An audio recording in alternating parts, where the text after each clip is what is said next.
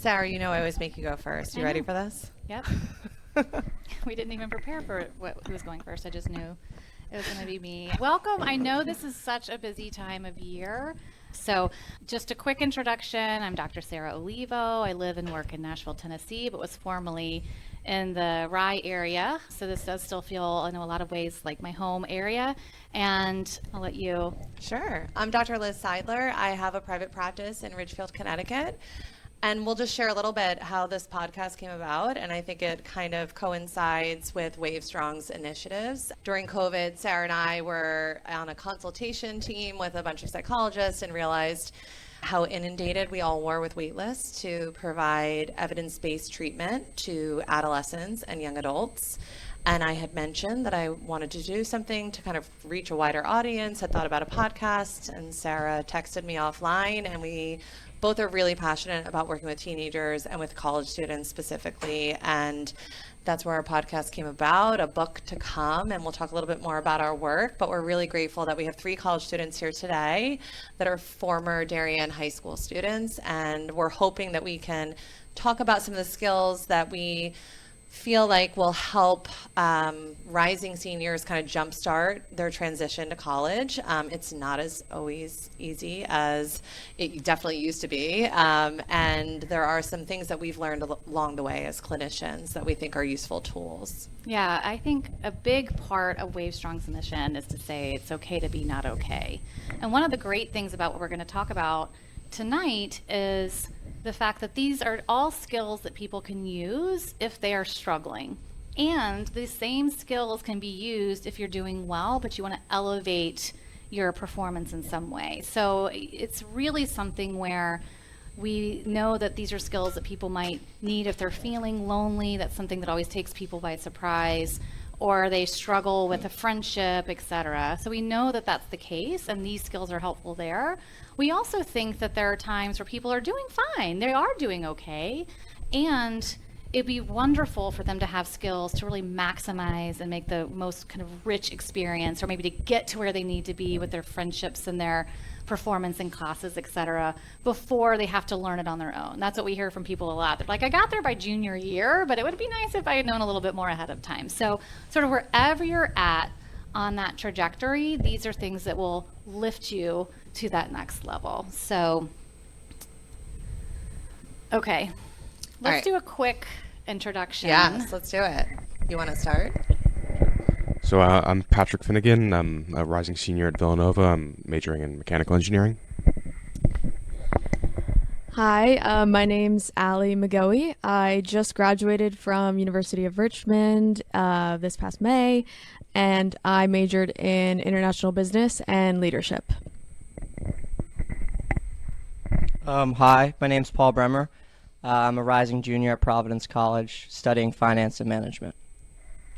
And just so you know, we're making them pass the mic again for great audio down the road. So if you're wondering, like, why are they doing that? It's for that purpose. So, all right, I wondered if you guys could look at this picture, because what we hear a lot from people before going to school is like, this is what they imagine. The games, the tailgating, fun study groups, right? Graduation. Is that the picture that you had before going to school? You can just nod, or you can get it, yeah. So I see some nodding. Okay, so yeah, it was sort of like, oh, it's going to be this whole great, expansive, fun experience. All right, and those things, nod or shake. Did those things happen? Did you find that you were able to enjoy some right? Some, yeah. Some, yeah. Okay, let's go to the next one. What about some of these experiences? I see ramen, I see loneliness, I see overwhelm, I see someone who has maybe had a few too many the night before, I see Sleeping in the library. boredom, yeah, roommates looking a little awkward. So any times that you've noticed that those were also part of your experience? Okay, I see again, a lot of nodding, right? And I think that part of what we talk about a lot is that there is this sense of, oh, college is going to be this one thing, but college is 4 years of life, which means it's going to have all the highs and all the lows and challenges that other times have, and it's not going to be necessarily all good or all bad. And many times overall, people do find a balance, but it doesn't mean that's the whole time, so there's sort of some peaks and valleys during their experience. So, and as my nephew who just graduated from UT said, he's like, I can never look at ramen again. Like I have so much sodium in my body. I need like years to get rid of it. So we're going to rely on the college students about talking a little bit about the differences between what their expectations were and what the realities were when they stepped foot on campus. And the way that we've kind of structured our presentation today is to talk a little bit about the skills that you may or may not have had when you entered into campus or developed, and what that was like for you in terms of that adjustment. And I think one of the biggest things we see is this pressure to balance everything, that, okay, I have to get on campus. I mean, even before campus, I don't know how it was for you guys, but all the seniors I work with are already on social media. They're finding their roommates. They have their whole friend group. They're meeting up and they feel this pressure to have met their friends already and to have their kind of herd of sheep that they're going to go around campus as a freshman and have a major and decided what they're going to major in, and to have all this kind of figured out while being independent for the first time and doing simple tasks. I say simple, but it also the most stressful, doing laundry and making sure that you have clothes to wear, right? Or maybe you're an athlete in college and you're trying to figure out like what's my identity now if I'm not playing a sport in college? How am I going to exercise? There's just a lot to balance all at once. And a lot of new. So I'd be curious, and we'll ask some specific questions to you, but with this, we're looking at these extremes, right? A lot of times college can feel like all fun or really stressful. Did you find that when you went in your freshman year, there was one that seemed the most, was it the great freedom that you felt the most, or was it the pressure you felt the most? Was it a mix? I feel like it was a mix. I feel like it was awesome to like be there and like meet new people and kind of have this freedom, but at the same time it was kind of tough to be away from your high school friends and your family for such a long period of time, living and having communal bathrooms. Like it's all a new experience. You didn't love that, Paul? I mean, What? That wasn't your favorite part? But yeah, kind of like a mix. I would agree. It was more of a mix for me. I think especially in the beginning, it's a lot of new things to get used to. You kind of have to find like a whole new friend group, and you're also navigating a whole new place. It's just a lot of navigating new things, but also trying to do it somewhat gracefully. I mean, again, similarly, a mix, but it also kind of depends on what aspect you're looking at. Academically, I wouldn't say your freshman year, like first semester, there's not nearly as much pressure on you as there is, the senior year of high school. Mm-hmm. There's definitely a bit, but there was, for me at least, a lot more freedom. No parents saying no video games during the week and whatnot. But I think the biggest pressure is definitely that social part. You kind of feel like there's a countdown on how quickly you can find your friend group. Yes, well said. And we're going to talk a lot about that today. Your friends are kind of fed to you through activities, your family, your school. So we often hear that's like the biggest thing that college students want us to talk about. Right. And I can imagine that's probably why they're trying to get on Facebook or not Facebook. Oh my gosh. No, but Sarah. Oh, I'm sorry. I know it's not Facebook anymore, please. Okay. Just ignore that. Edit podcast later. So we know, and why it's so difficult. This is mostly for, the parents too. I mean, you've gone through it, so you're like, why are you telling me about the things I needed to learn? But the key changes that are happening in that 4-year period also are aligned with the age group, where they're really striving to have some independence, but yet they're still dependent somewhat on parents for various things, including most likely financially in some way, perhaps, or in just having some advice and navigating new things. Also their identity. So far they've had not one identity per se, but they've most likely grown up in a particular community and formed their worldview from that perspective or from within their home. And so this is a time for them to be exploring that more changes in responsibility. Do I know how to do my laundry? How do I create a healthy meal plan for myself? and socialization, right? That their community goes from that core being their family as part of it to really having a 4-year period where your friends are sort of your community and your family while you're there. And so I think that these are just 4 things to remember. They're balancing along with finding friends, navigating their major, etc., that this would be hard enough without that 4-year time period. So when Liz and I, after several years of doing this podcast, many, many more of those years working clinically with folks, we've realized that if we could create a simplified way of saying, here are the 5 areas where we would love to have people have skills in each category, because it is able to hold people well and give a wide net of different skills in order to manage the majority of things that are going to come your way within a typical college experience. So we're going to go through these things each. So we'll talk about realizing your values, elevating that mental fitness, acting with purpose, creating healthy relationships, and handling hard things wisely. By the way, we are going to make sure at the end that you have a tip sheet that has all these things that will give you a QR code so that you can have access to it after this, and some tip sheets with this information too. Okay, so realizing your values. I wanted to talk a little bit about the groundwork of what we mean by realizing your values. I think a lot of times when I ask somebody this question for the first time, oftentimes I get like, what are you talking about? Especially for somebody who has been in a family unit or a community where a lot of times the values are kind of just in the air. It's been discussed, but it hasn't maybe been labeled. And so when we say value, we mean, what is something that if you're being the self you want to be, what are you giving out? What behaviors are you doing? How are you acting with other people? Do you know what those are? And is it guiding your choices? So there are a lot of different values that are out there, and there's not one that's considered a bad or a good value. It's like enjoying food, right? It's a flavor you might like or not like. It doesn't mean that you have to, although I do wonder when people don't like pizza, but there are people who don't. So that's not a bad thing necessarily. So there's not something that's right or wrong. Where I think people get the most frustrated or upset is when they don't understand that there might be a conflict between values that they have, or a friend has a different value system than they do, and they take it personally because maybe that friend is not someone who values reciprocity in a friendship. They might value humor and fun. And so I think it's just something, if you are able to say to yourself, okay, I can have a lot of different values that are important to me, not good or not bad.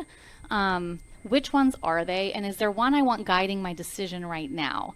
To your point, you said freshman year, there was a lot of stuff about finding connection with social groups, right? So you might make decisions about a value about connection and relationships at that point. Maybe by senior year, you're saying, I actually want a lot more of my values to be about productivity, or trying to find some motivation or a career choice. And so using my values about work study, or going outside of my comfort zone to interview for a job or get information about that. So, there are different times, and why you see a globe there, or sphere, is you need to think about your values as being on a sphere, meaning that they can't always be enacted at once. It's okay for them to shift around. And why you see caution on one side and adventure on the other is because those are values that can be really important, and it's hard to have those being enacted at the same time. Another one I see come up a lot is kindness and honesty, both really important. Sometimes you cannot be kind if you're being honest. It doesn't mean that it's the wrong decision. You just want to know which one is driving that decision. And to be okay with sometimes knowing, oh, this is a values conflict. This is why I can't make a decision. It's because I keep on trying to figure out which one is right. And if you know the value that you want guiding your choice, it can be helpful in getting you out of that rumination phase. And the one other thing that I think is really important with values is knowing the difference between what a value is and what a should is, or a rule you've been given. So a lot of times people will say to me, I feel like I should have this value, or a lot of people have worked with, I feel like I should put kindness on there. I'm like, okay, well, we can talk about that being a should, And there are probably reasons why that was given to you. We've talked to some college students who said, hey, I was so with my family, it was all about kindness and all about being kind to others. And I realized in college when I was meeting so many new people, I was burnt out.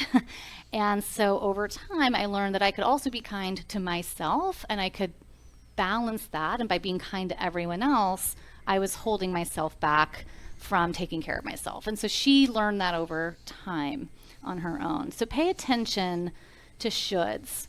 One of the things we wanted to bring up is this idea of I should go to college right after high school, right? Sometimes there's a pressure there, and the decision is guided by that pressure, those assumptions, as opposed to an actual feeling of readiness. Or sometimes people feel like, oh, I'm not ready for college. I should take a gap year because I'm not really ready, and it's based more on anxiety than it is a value. When we talk about values, pay attention to the kind of should. Oh, yeah, I should be doing that. All right, so I'm going to stop now. And we'll go to you guys. What did or didn't change about your values when you left for college? Another way of thinking about this, were your values tested? I would say definitely, I think college or university is a really good time kind of to put to test what you're made of or what you believe. I know for me personally, some of my values were strengthened a lot during university, ones that I had already developed in high school and with my family. I really kind of saw them take full form in university. And then other ones stayed the same. To be honest, I hadn't put much thought or reflection into like what exactly my values were or put, like you said, or named them. So I think university is a really good space for you to have that sort of reflection and find out what exactly your values are. As you were talking, like something came to mind from one of the first days I got to school, where my values were kind of tested, but also almost reaffirmed. It was one of the first nights of orientation. It was really only freshmen and seniors on campus and some of the upperclassmen, and everyone was going out. And I was in a triple, and one of my roommates had really bad social anxiety, and so everyone was going out, everyone was getting ready to go out, and they were like, yo, come, like, whatever, and he didn't want to go. And I kind of sat there, and I just was like, well, I don't want him to be alone on one of his first nights of college while everyone's out. And so I ended up staying in, we watched a movie, and just hung out. So I feel like the kindness part of me was tested there to be like, are you going to stay, or are you going to leave and leave this kid alone for the night? And so I feel like that also balanced with, like, you know, not only freshman year, but this past year, like, you don't really feel that, you don't have to feel that pressure of, like, you need to go out. Like, you can kind of just stay in. You don't have to, you know, be partying all the time. Sometimes it's nice to just hang out with your friends and watch a movie or watch a sports game. So I feel like they were tested, but I feel like you kind of start to learn your values over time. And you kind of realize that, but it definitely does take time. Right. Kind of in a similar vein, but for me, Villanova had a lot of the similar values that, and the people who go to Villanova had a lot of similar values that I did to begin with. So I wouldn't say that my values were tested so much as they were identified, I suppose. Like, I was actually finally able to put, you know, names to them, and I'd say the priority of values, I think, changed a little bit over time. You know, family or friends, my own, like, freedom. I think that stuff definitely changed, but the values themselves, I'd say, were more identified than tested. Yeah. Okay. And so we won't go too far into that. Again, all of the things that we are talking about, there's more on our podcast that we flesh this out. So if you're feeling like, okay, what next? We will make sure that if you want to go further, you can with any of these topics. But I think that, you brought up a particularly good point, which is sometimes when you're enacting your values, it's really hard. And it feels like, I would say there's a difference between the kind of pain and frustration of stuckness, or should acting, right? And the kind of feeling where you're like, this is hard but right. It's hard sometimes either way. But when you're typically acting on your values, it feels like the kind of growth hard that makes you grow. All right, Okay. so next is All right, we're going to talk about elevating your mental fitness. I talk about this a lot in my practice. I'm always talking about like what are things we can do to kind of build our emotional reserve. We know college is stressful, and if we can find ways to buffer against anxiety and depression. You know, we didn't really talk about the statistics. I think everyone is pretty aware that the rates of mental illness on college campuses is rising and resources are really low. These, and my hope is when I go through some of these skills, which is to feel empowered, that there really are, you know, behavioral cognitive skills that you can practice that have been shown to build this emotional resiliency. Now, the problem is this triangle that exists right here, this S triangle. So how do we balance sleep, studying, and socializing? So any guesses, I mean, maybe on my college students, which one tends to be sacrificed? Sleep. Is that what we heard? Yes, it is. Yeah, that was a pretty quick quick, answer. quick. You know, college students seem to like think they can just like hoard hours of sleep like a squirrel with acorns. You know, they're like, oh, it's fine. I didn't sleep for these 2 nights, but I got 5 the next night, and sleep really doesn't work that way, right? But I completely understand that a lot of things are competing for your attention, and it's compelling to go out with friends, watch a movie, go watch a basketball game, and your grades really matter to you, right? So hopefully sleep is not the thing that you're always sacrificing, and we can talk a little bit about how to achieve a little bit of balance there. So let's hear about some struggles with the S triangle: sleep, studying, and socializing. Or any cures to the triangle. Any tips? I would say I definitely struggle with this between socializing and studying, especially, and sleeping. I feel like we're going to bed at like 1, 2 a.m. every night, and kind of like feel like it's normal. But the studying and the socializing was definitely hard at first because I always wanted to hang out with my friends and do what they were doing, and maybe they didn't have a test the next day and I did.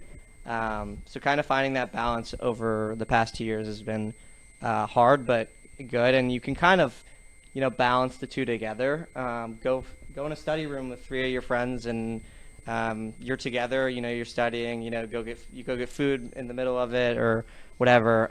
But you have that social aspect, but you're still focusing on your studying. Right. But there's other times where maybe I wanted to watch a movie or maybe I wanted to go out, and it's sacrificed by studying. And then I realized the next day that I probably should have studied a little bit more, spent more time on my academics. But I feel like over time you really find a balance. It's definitely hard at first, but you kind of learn, and everyone around you is learning too. And you'll notice like your friends will start to realize that they kind of have to like get it together too. So especially as academics get a lot harder, yeah, just takes time to find that balance. Yeah, I mean, definitely one thing is just combining studying and socializing, just getting that study group. Definitely, you don't want any more than 4 people, because if you get more than that, you're just socializing, you're not studying. But it also really just depends on where your priorities are, because if you're trying to get straight A's, then depending, I'm not going to say more difficult, but more time-consuming majors, like there were some semesters I'd have 18, 19 credits, and some semesters I'd have 14, and someone else I would know would have 18 credits. And so even just kind of doing what you need to get your assignments in, you still can have very little time left for socializing, or some nights even just sleeping. You don't even get to choose two. Exactly. Yeah. So yeah, but if you're just trying to get, you know,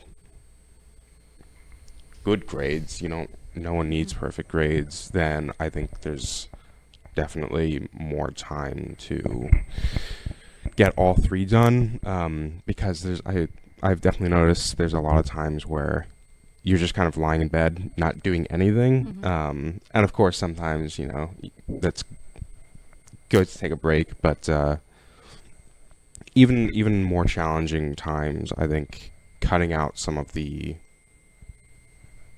I don't want to, I'm afraid to say nonsense, but The flop time. Yeah, we could be a little bit Exactly. more efficient with our time. exactly, Right? yeah, that definitely helps. Something that was touched on a little earlier too is that you can place different emphasis on each one at different times. Like, for example, for me at the beginning of college, especially freshman year, I would say sleep probably took more of a back seat, and maybe sometimes studying as well. But as you're feeling more established, like in that environment, you can kind of rebalance things and put more emphasis on sleep and put more emphasis on studying. And studying is extremely important, I think, in university, to get good grades, to commit yourself to your studies. That's why you're there. But I don't think it's everything. I think that having a healthy social life and being able to balance both is really important. And getting one bad grade on one assignment isn't going to kill you either. I know a lot of people in university who like bent over backwards to make sure that they had like the most perfect grades all the time, and like by the end of it they were almost pulling their hair out. And I also had friends who did a really good job of balancing all three and managed to still do extremely well, get really good grades, and still have a very vibrant social life. So I don't think that it's as much of a struggle to balance all three, but it's definitely testing at times. Great. Thank you. Well, I'm glad. I think it's this black or white thinking we can kind of get in where we kind of prioritize one thing of the triangle. We don't maybe work hard enough to see that like there are kids who are going to bed at 10 or 11 o'clock at night. They do exist, right, in the dorms. I'm pretty sure they do. And as you'll see in this presentation, in CBT and a lot of behavioral therapy, we love acronyms, guys. So you're going to see a lot of them. So we already started with R.E.A.C.H, and we're going to talk about Don't Be a Mess. So surefire way, when we see college students that are really dysregulated emotionally, they might be struggling academically or socially, chronically ill, physically ill. I mean, I'm sure a lot of you freshman year were sick at times due to the lack of sleep. If you don't move your body and you're not eating in a healthy way and not sleeping consistently, and if you're staring all the time at social media, that is like, those are behaviors that we do see that tend to lead to poor academic and emotional outcomes. The hard part is, particularly with the top three, we're adults. Those are habits for most adults that are hard to do. How do I establish like exercising consistently and eating in a balanced way and making sure that I don't sacrifice my sleep too often? But it's doable. So I would love to hear maybe just really quickly, like of those, which was like what was the hardest for you to kind of navigate it? I feel like all of them kind of at the beginning, definitely. Yeah. I feel like getting in a routine, going to like the gym at school was kind of tough at first. But if you find, one or two people to go with, it makes it a lot easier to go. You're more motivated to go. It's a better time. Sure, it might take longer, but you'll enjoy it more and you'll be more motivated to actually go. And then eating, I have food allergies, so it's a little different for me. It was kind of hard at first because the dining hall kind of didn't really have many options. So I was kind of eating bad or skipping meals, which was not healthy. And then sleep consistently. I don't think I have figured that out yet either. Okay. All right, maybe in a little bit. Yeah, work in progress. Sometimes I'm going to bed at 10. Some days it's 2 a.m. So it really depends. And then social media in our generation is very hard. Everyone's always on their phones, looking at Instagram, TikTok, Snapchat. It's kind of just become a part of our culture in our lives. As I've gotten older, it's going down. I'm less reliant on it, but when there were those kind of periods of time where I wasn't doing anything, that's kind of just what I was doing. I was laying in bed. And being in a triple dorm room, I had nowhere else to sit other than my uncomfortable desk chair. So at first, it was definitely hard to figure those things out. But again, with time, I really was able to figure it out.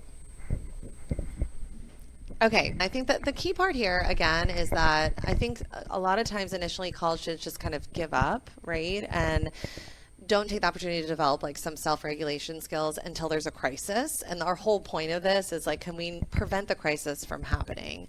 And even with taking space from social media, which might not seem that normative because it's so normal to kind of be on it. I'm sure if I looked in a cafeteria on campus, everyone has their phone out and they're probably on social media.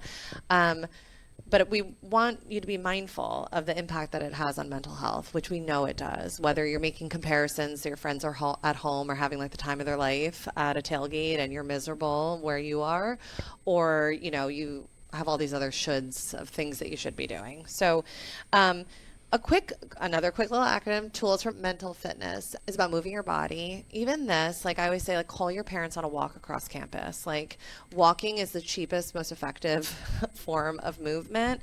And I think a lot of college students set these really ambitious goals about what their fitness routine is going to be. Now, when I was in college, I don't know about you, Sarah, like this was not part of the culture. So, but now I feel like, okay, I'm going to go to this workout class and I'm going to do this. And while I appreciate the commitment to fitness, I think sometimes our goals are so large that we're not successful. So whether it means that you're going to do like a quick yoga video or if it's a walk, and I will say, sorry to interrupt, because I know we just have more to get through, but I was thinking that, again, this is one that we'll give you access to, but none of this, by the way, Liz and I do not think that we're like, guys, we're going to blow your mind tonight. We're going to tell you to eat well. Like, we know that that's not happening, but we also know that when people come in to see us really dysregulated and they say, we need to study better, I'm failing a test, I'm so moody. If we ask them if they're doing any of these things, the answer is always that they're not. Right. And so it's really just a way of saying, hey, if you're not taking care of your physical health, we can't help you as much as if you are taking care of it. That's always going to be the first step. So I think it's not to say like, let's blow your mind tonight with this information. This is pretty well known. No one is surprised by this, but it's also a matter of needing to understand that it is going to have to happen if you want to stay in a steady emotional state. Right. And each of these letters, Sarah and I have interviewed experts. You know, we both went and trained at most of the New York City hospitals. So we have experts on every one of these topics. Like I'm not an expert on nutrition, but we interview a nutritionist who really talks about how to navigate a dining hall and your campus and how to make more nutritious choices. So let's move on to this because I think this might be something that is worthwhile getting some feedback about. This idea about how to be more flexible in our thinking about school. I think a common area that we could start with is about socially anxious thoughts. There is this performative aspect when we get onto campus. We want to like present our best self initially, and we can get really stuck. Everyone. I'm not someone who struggles with social anxiety, but in new social settings, I can really get stuck in like, oh, what did I sound like? Like, did they like me? Like, did I have any food in my teeth? You know, like whatever my worries are. And these social worries are so strong when you first get to school. Like you said, like wanting to like make your friend group within the first, week that you're on campus. So can you give me like an example of a socially anxious thought? Just give me a thought and I'll kind of walk through this that anyone wants to talk that had maybe freshman year. What was a worry? Anyone? I would say at the beginning, maybe a good one would be like, oh, no one wants to like meet me or be friends with me or something like that. Okay. And that would prevent you from doing... Like if you were like, for example, everyone has their doors open like in the dorm hall or something, like preventing me from going into someone's room and introducing myself because they don't want, I would think that they didn't want me to. Okay, good. That's a good example when I kind of go through this. So there's a couple things that we do with our thinking, and your thoughts are what fuels your emotion. So a lot of times we buy into our thinking. We treat all of our thoughts as facts. I tell every patient who walks in my office, I'm like, I've got one sentence I'm going to tell you. It's 4 words. Remember this for the rest of your life and it'll change your life. They're like, none of them have notepads. They're like taking their phones out in their notes section if they like me. And it's that thoughts are not facts. So what happens a lot is that we just assume when we start to think something that it's true. And we particularly think it's true because I remember this feeling. that you're talking about, my stomach, like when I was in my dorm and I'm like, okay, they have like the little whiteboards and I'm like, do I like write my name and like it's to come like, I want to go to the dining hall with them, right? So when my stomach is really tense like that and I'm having the thought that nobody's going to like me, my brain's going to believe that that thought is true, right? Because my body's having this reaction. If I can kind of take some space from my thoughts and accept that it's just a thought. We all have random thoughts. I'm sure if I asked all of you a random thought that you had today that was like bizarre and unusual, you'd give me one, right? But you kind of let that go, like, you know, a cloud in the sky, and you didn't really pay attention to it. I think it's really important when you walk onto campus that you recognize you're going to have more worry thoughts about whether or not you picked the right major, whether or not you picked the right school, whether or not, you know, your friends from home still like you, whether or not you're going to make any friends, right? And our goal is, how do we kind of create some space from our thoughts and see that they're really just thoughts, and that we don't have to believe every single thought that pumps through our mind. And lastly, this last step is about just being skeptical about the authenticity of our thoughts, right? You know, the one that college students make the most, I would say, this mistake is something called mind reading.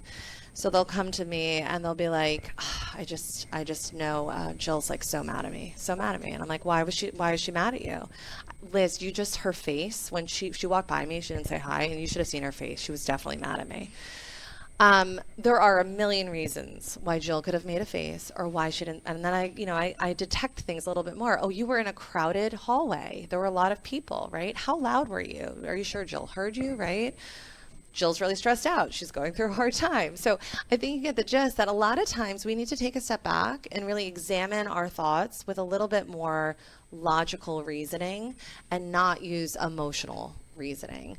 And so we've talked a little bit about being rigid and flexible. I think the gist is you want to be a lot more flexible in terms of how you approach a lot of the worries that you're going to have when you get onto campus. Yeah. All right. Acting with purpose. So this is going to come back to those values a little bit, because what ends up happening is once you've identified your values, and by the way, raise your hand if you act on your values 100% of the time. I mean, I'm like, I'm not going to act on that value today. Like, I know, I'm like, I'm going to yell at my kids right now. You know, so this is not to say we all do this. We all need to take a break from it. And there are times where we can look and say, am I acting in a way that is ultimately also paying attention to my long-term goals? You know, if I was screaming at my friends or loved ones every single time I got upset, that might be different, right? I wouldn't be acting on my values then. But if occasionally I'm just like, I just gotta let it out, you know, okay, that's fine. We don't need to always walk around and, you know, acting so perfectly. So the idea behind acting with purpose is to say, once you've labeled those values and you know what they are, and you've decided to have a little flop time, right? That might be a good thing because you need to do some self-care. You need a break, and that's okay. That's acting on the value of self-care and kind of re-energizing yourself. However, you've said there are a lot of times when the flop time isn't so productive and it could be a little bit more efficient, and maybe I'm just engaging in some procrastination. So that would not be something that acts on your goals. So this is an area where we think, once you know those goals, think about, what are my long-term values? What are the things I want to get out of this? Sometimes I'll say to the students going to school, I'm like, all right, just imagine you're getting on the road, and you know the end of this journey is what you want to do is to graduate with a certain grade point average or with a sort of academic goal in mind. And do you want to have some friends in that process? Yes, I want to have those, you know, I want to have some good relationships. Okay, great. So we know that that is the road that we're going towards, where most of our values are going to be about self-discipline around studying, making good connections, which we'll talk about in a little bit. And I'm going to say, and sometimes we're going to decide when to go off the road, right? Like, when is it okay to take an exit from that? Because we do not expect for that to be happening all the time. And so, but if you know you're taking the exit and you're like, I want to take the exit, all right, and then I can get back on the road at some point, then that's fine. So this is a way for saying, okay, what are my goals? What are my behaviors? And then if you do a little exercise sometimes, like I'll say, okay, let's look at academics, let's look at socializing, let's look at your physical health, etc. And we'll say, how close are you to acting on these goals? Are you hitting the bullseye? How far away are you? And then we just talk about what are some ways to get you back on track? Or maybe this one's okay to take a back seat for now because we can focus on another area. But at least you're doing it with awareness. And so we just wanted to give you that option. So for you guys, not to put you on the spot, but were there times when you acted against your values? And again, that's okay, and we all do it. And then did you realize it at the time or later? Any thoughts? I mean, I'd say definitely. The most common occurrence is when I'm actively laying in bed looking at my phone, knowing that I should be doing an assignment, and continuing to lay in my bed. But also deliberately not responding to emails and the like. Kind of afraid to get a response, I suppose. Yeah. Good examples. Yep. I would say similarly, sitting in bed, scrolling on TikTok or something, and I know I should be studying, or I know I need to finish this homework assignment, and then it's late, and I'm like, shoot, I have to do this right now. Like, as I know I'm not waking up in the morning to do it if it's due in the morning. So definitely that acted against my values, and same with like socializing with my roommates, having a common space. This year we had a living room. And, we'd all just be hanging out, and I knew I had stuff to do. But, again, I just prioritized kind of the social aspect over that. And I don't think I realized it in the moment. But then once I started to do my work, I was like, okay, I probably shouldn't have saved it to this point. But Yeah. Yeah, I would say procrastination's a good one, especially with social media. You can kind of fall into like this never-ending cycle of like, oh, just 20 more minutes, and 20 more minutes go by, and you're like, well, 10 more minutes won't hurt. And then it's like 3 hours later and you haven't really done anything. So that's a big one. And then I think a good one too, for me personally, is sometimes it can be hard in social circles to always kind of be the person you want to be.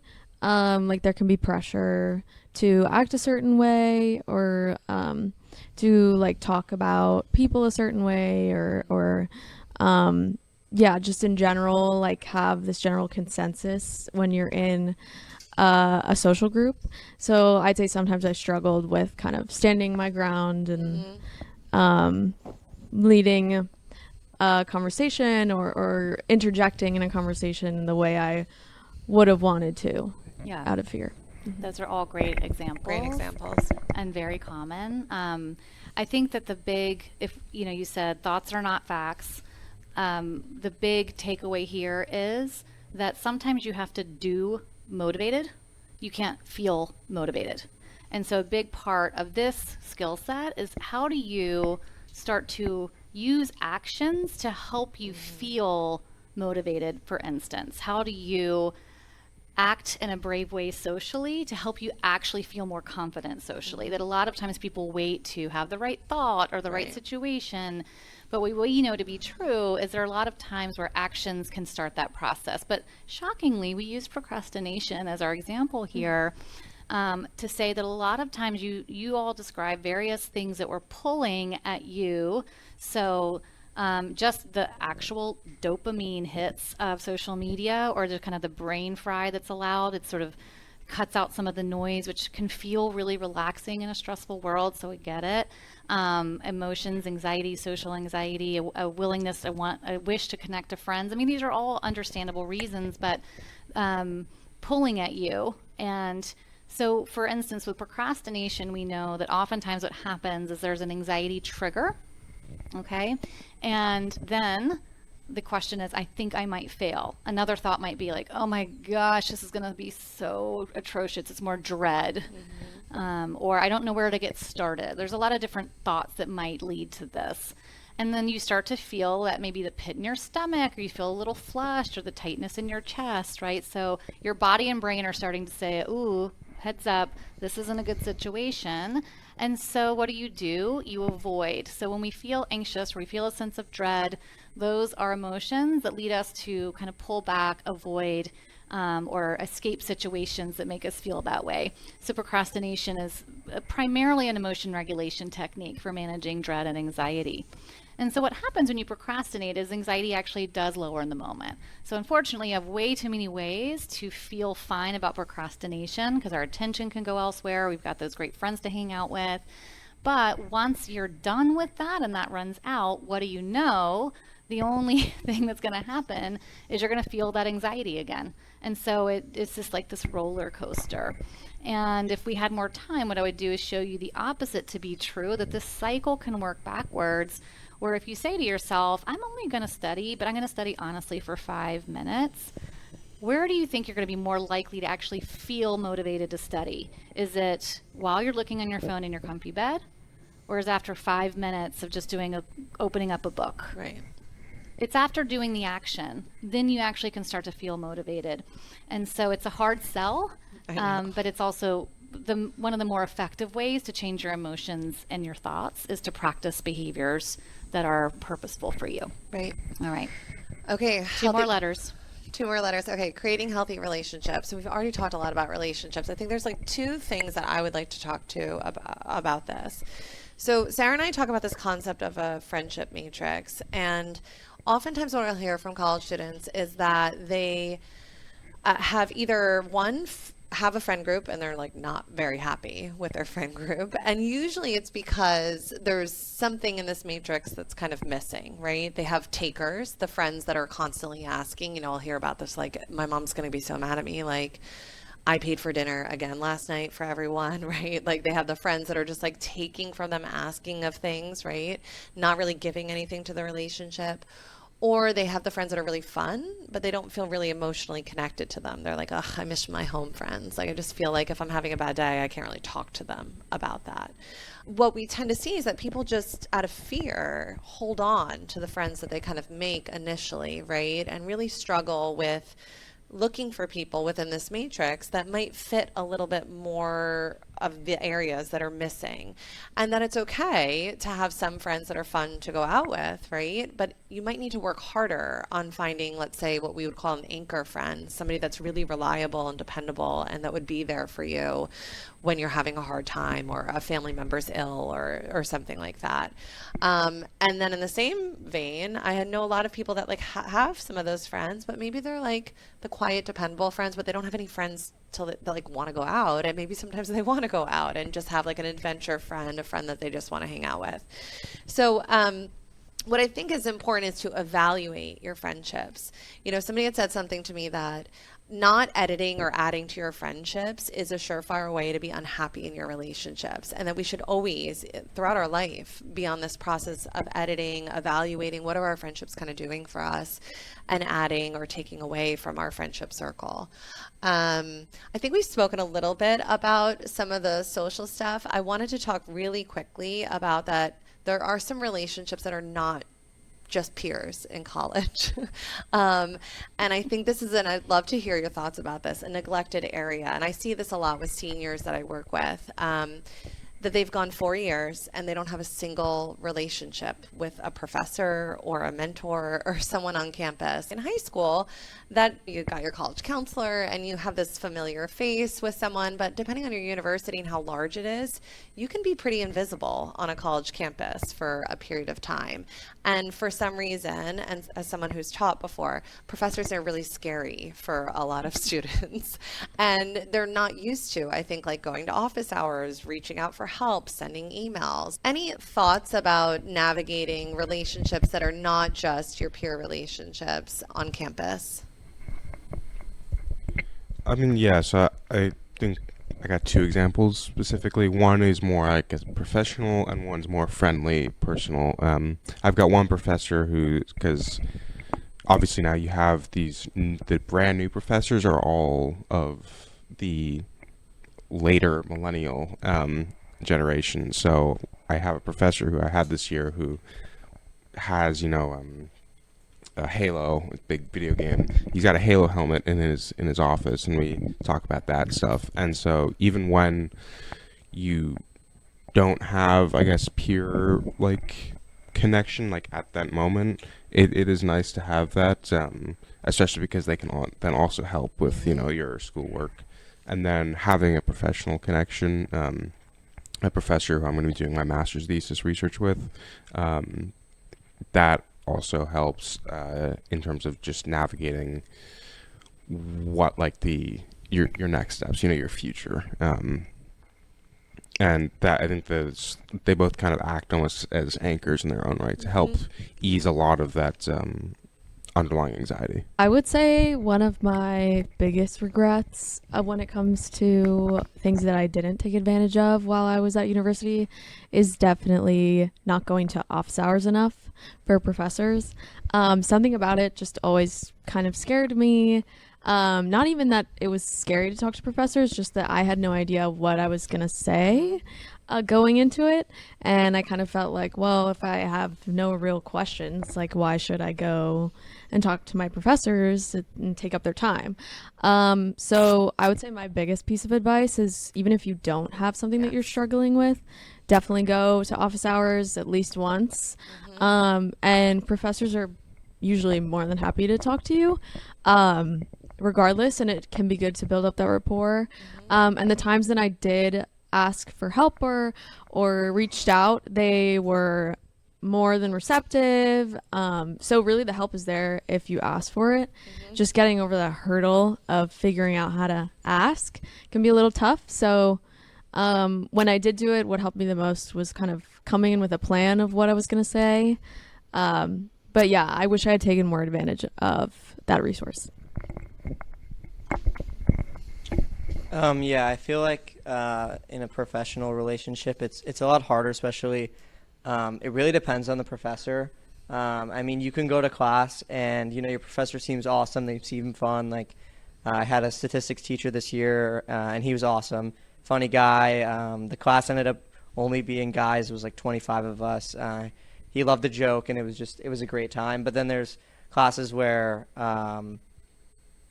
the teacher is really difficult. Maybe the homework's hard, the tests are hard, and it makes it harder. It's kind of like a barrier because you don't want to make a relationship with them if they're already making your life hard enough. You're like, hey, I don't want to go see you if I already don't like going to your class. So I feel like it's really dependent on who the professor is, but also that they leave an impact on you. This year, I had to apply for study abroad for next year.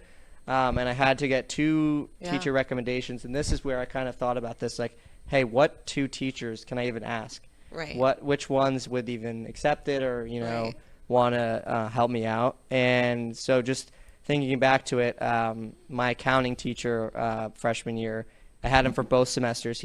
He overlapped our class into the second part of it. So we've same people and everything. And he was awesome. I went to his office hours, really nice guy.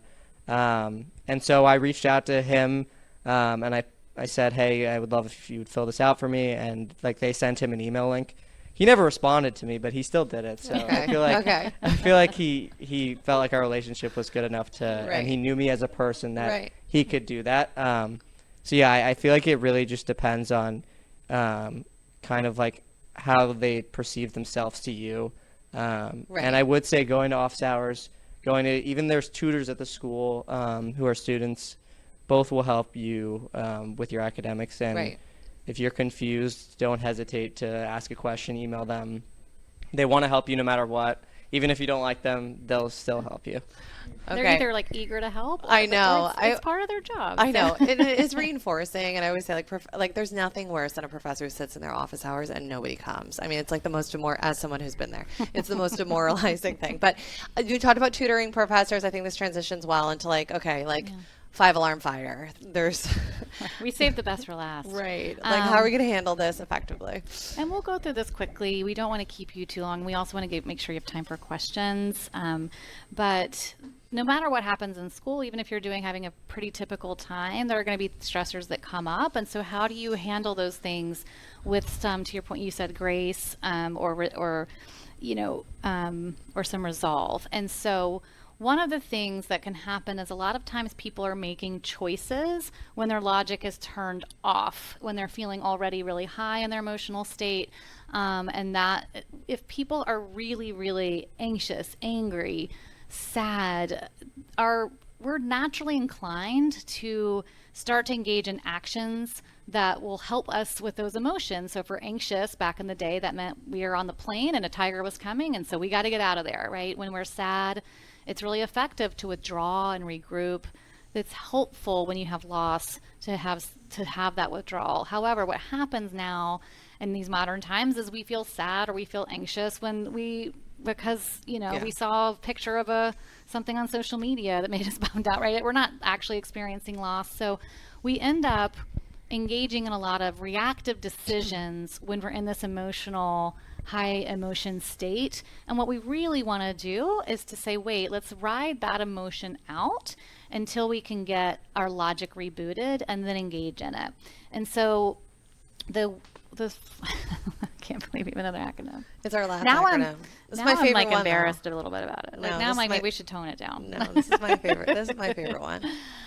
So this is just a quick hit, and I actually think this one involves a lot of the skills we've talked about already. But I found that I'm working with people, it becomes like a hack, right? If they say, "Oh, poise," it's a shortcut to pausing, and instead of acting on impulse, a lot of times, again, we have the emotion, we react, right? We think, "Oh, it's scary to talk to that professor, so I'm not going to do it." So pause, and instead of acting on that impulse, pull back, observe. That means noticing, how is my body feeling? Sort of that taking that distance from thoughts. All right, what thoughts are kind of rolling around in my head? Oh, okay. I have a lot of thoughts, or there's a one big thought that's happening, or, oh my gosh, I have thoughts kind of popping up like popcorn. Inhale and exhale. So that's just because we needed it to say, I instead of we. But there's another reason for that, because when I tell people to breathe, they've so heard mad. it so many I know, times I that know. they get mad. And so this is something we're like, okay, but it also still It's does really important. Yeah. enact a helpful calming strategy. So take at least one deep breath and one exhale before you move on, and then start to stretch out your options. This is again going back to some of the themes of flexibility. So one option is to not see the professor, and that would be something that is not going to be make or break it. Another option would be, do I go in and I wonder what would happen if he's cranky? Maybe he's cranky, but he likes people come to his office hours and suddenly I'm his favorite, right? So sort of stretch out your options instead of acting on instinct, and then engaging in that effective action.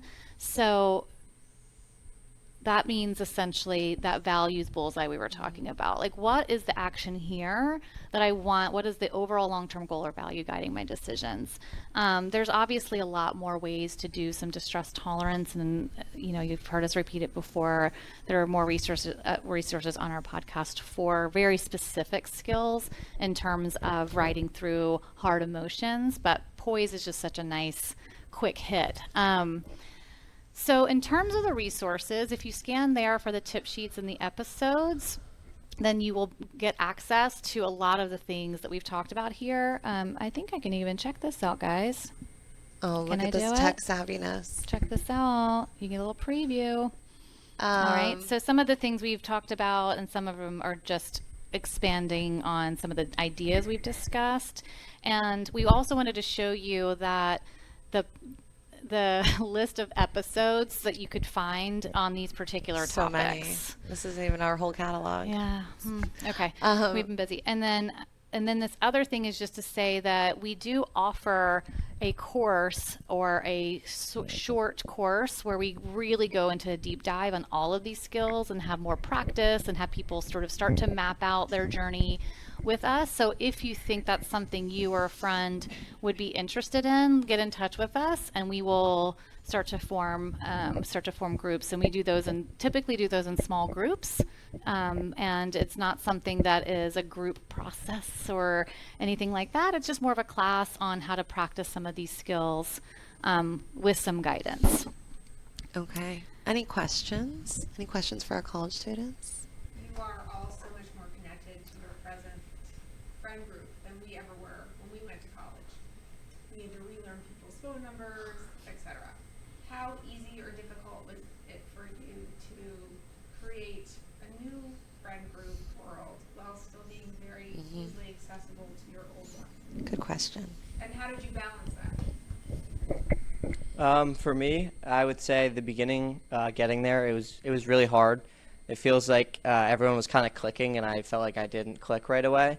I feel like it took me a few months to really find my friends there, and I kind of relied a lot on calling my hometown friends and saying like, "Hey, guy, like, what are you up to?" Like, but a lot of the time they were busy with their new friends at school, so that was kind of hard. That especially when it was the beginning and I hadn't clicked with my people yet, and trying to rely on them was hard. But then once I was able to find my people at school, it felt like, okay, we're kind of all in the same boat now, and we call each other occasionally, some every day, just say, hey, what's up, walk into class or something.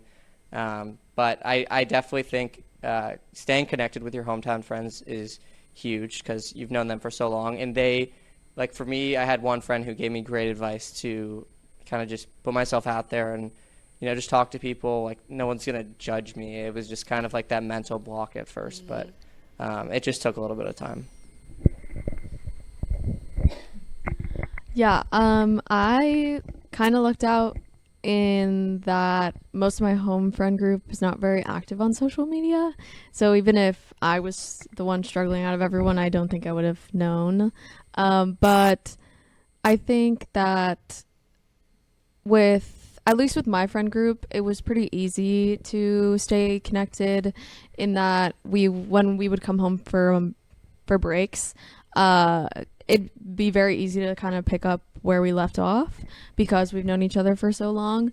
Whereas with school friends, because those friendships are so kind of new and in their infancy, it's more I found it more difficult, especially because, like we were saying earlier, a lot of these friends are just kind of like, we had the same class together in the 6th grade and happened to be friends, and now we've been friends for however many years. And then at university, you're like a much older, different person, and you're going out there and trying to make a whole new friend group. And it's hard when those friendships aren't the same as your home friends.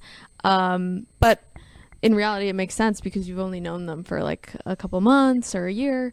So I think that what helped me the most was kind of talking about it with my hometown friends as well. Like, it was a good support system to chat about how our social lives are going, how we're feeling about our friend groups, how we're doing in that moment, but also kind of being realistic or knowing that even though we're not talking as much, it's still easy to kind of pick that back up, especially when we're back for the summer, and making the effort when we are in person. I mean, to be honest, I'd say even still, to find a balance between like the hometown group and school group, I wouldn't say it's all too difficult because at the end of the day, you've been friends with your, I guess, high school hometown group long enough that even if you go a few weeks without talking that much, they're still going to be there. Because it's honestly just the simple act of finding that school friend group that is the most difficult part, because it really wasn't until this last semester that I really got like an actual group together. And I mean, yeah, it's kind of just like, whereas with my hometown group, I can just, they'll always be there. They'll ask, what Ali was saying, just talk about how things are going at school versus, talk about the past. So I wouldn't say there's too much conflict in terms of that balance. It's just the actual, finding groups that's the most difficult. Well said. Yeah. What advice would you give a student coming into freshman year per se? If, I find that so many people struggle when they first get to school, they're so nervous, and then everyone's Instagram makes you feel like everyone else is okay, and you don't feel okay. How did you kind of deal with that? Yeah, I mean, I know exactly what you're talking about. Every single time I would look at Instagram, to be honest, just kind of feel worse about myself because it feels like everyone was doing something super fun or, vacationing in Europe or whatever. To be entirely honest, I know. That doesn't change. my solution was to simply stop looking at Instagram. Love it. Unless I'm messaging someone or looking at a specific person's story, I rarely ever use Instagram anymore. And to be honest, I'm all the better for it. Yeah, I definitely resonate with that. I think that Instagram, especially for women in college too, is such a big part of our lives, which is very interesting in itself. But it's a way for people to kind of show this is how fun my social life is and this is what I'm doing. And it can be very difficult for a lot of reasons to see that every day from so many people, when the reality is most people are probably not having the best time 24/7. But I think what helped me a lot, I've definitely cut down on my Instagram usage a lot. When I was a freshman and sophomore, it was much harder for me to not be on Instagram. I've since deleted Instagram, just because I would spend way too much time on Instagram or social media, and it took me a long time to get to a place where I was like, it's okay that I'm not on it. I don't feel like FOMO. But I think that always when you're going on the app, remembering this is a curated version of this person's life, and it's snap moments, and you can't really tell anything about a person through Instagram. And then I think on the social aspect of it, I struggled a lot freshman year in the beginning. My roommate was way more extroverted than I was. And I kind of latched onto her for a lot of my initial friendships. And so my biggest advice would be to definitely branch out individually. I found a lot of help, or I found a lot of my current friends through doing activities and organizations that were not related at all to my freshman friend group. And as well, saying yes to things. I think that that's a big part of finding new friends. And just remembering that social media really shouldn't be the biggest, most important thing. And that having those little moments and interactions with people, even if they're not your closest friends, where a class friend tells you, let's go out for coffee, and you say yes, or someone's oh, you're so nice, we should hang out sometime, and you actually follow up. I think having those little interactions helps a lot in tuning out the noise that can be on social media a lot. Well said. I feel at the beginning of freshman year, seeing kind of everything on social media, but one of the biggest things was at Providence, we don't have football. And so at the beginning of the fall, I'm seeing everyone at football tailgates, football games at all these big schools or even small schools. And it was kind of one of those thoughts where it made me question, did I make the right decision to come here? Was this, would I rather be what they're doing? When in reality, it was just kind of one of those thoughts that seeing that made me change my mindset. But in reality, I'm happy where I am. Right. As much as I wish I had football, it's it's not that big of a deal. It'll always be there. Yeah. So yeah. I think that you guys have said so many wise things. Yes, thank you guys. That it's so much. I think it seems so much more authentic coming from people who've just been there versus here I am saying things like Facebook. I do want to say that loneliness is more common than not. It's actually very typical and normative to be lonely. If you think about what has happened, if you're not lonely, I'm not saying it's a problem, but you're in a new place where you know no one and you're not in your comfort zone. So it makes more sense to feel lonely than not, but no one talks about it. So everyone assumes they're alone in that thing. So that's the other thing when everyone's going to college, I'm assume you'll be lonely, assume everyone else is too, and assume they're not going to tell you about it. And if you just kind of go in, it might make it feel a little easier for you.